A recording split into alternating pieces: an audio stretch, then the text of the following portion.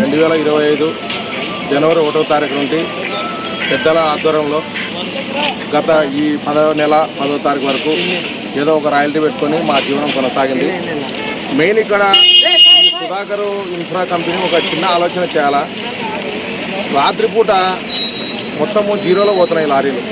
ఆ లారీలను అరికట్టి ఆ లారీలలో పోయే సరుకుకు మేము ఏదైతే వాడుకుంటున్నామో ఆ రాయల్టీ అక్కడ జనరేట్ చేసి ఆ రాయల్టీ ఆ లారీకి సంబంధించి పోతే ఇక్కడ మేము రాయల్టీ తీసుకోనికి అవగాహన వస్తుంది. ఇక్కడ మేము రాయల్టీలు కొట్టించేసి అక్కడ పోతే అక్కడ లారీలు జీరోలో పోతే మేము తీసుకునే రాయల్టీ రిటర్న్ చేస్తే వాళ్ళు ఎక్కడికి పంపించాలి. అదొకటి.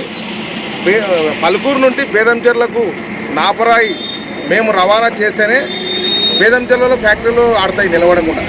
ఒకవేళ ఇన్ కేసు మేము బేదంచెర్లకు పలుకూరు నుండి రవాణా బంద్ చేస్తే మా చాదగాక మేము రాయల్టీ భారం ఎక్కువ పడి మేము బంద్ చేస్తే అక్కడ ఇండస్ట్రీ 450 నుండి 500 ఇండస్ట్రీ ఉంది.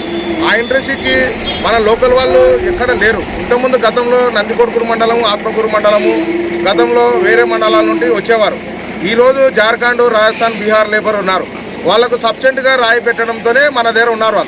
వాళ్ళకు మనం జరగబోయే దినాల్లో ఇక్కడ పలుకూరు నుండి మనము బేదంచెర్లకు రవాణా నడపకపోతే వాళ్ళకు మనం సకాలంలో రాయి అందించకపోతే వాళ్ళు ఒకవేళ పోయినారనుకో ఇండస్ట్రీ మూత పడుతుంది. నువ్వు ఇండస్ట్రీ మూత పడిన తర్వాత నువ్వు ఎన్ని కోట్లకు పాట పాడుకొని ఏం లాభం? నువ్వు ఇక్కడ రా మెటీరియల్ గురించి ఆలోచిస్తున్నావు. ఎంతసేపు ఉన్నా పాలిష్ నైట్ పూట జీరోలో పోతుంది. ఆ జీరోను నువ్వు అరికట్టలేకపోతున్నావు.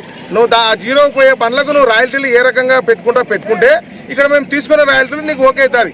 మేము రా మెటీరియల్ తోలకుంటే గని ఓనరు, గని కార్మికులు, కోత మనుషులు, దానికి సంబంధించిన గుమాస్తాల వ్యవస్థనే నిండిపోతుంది.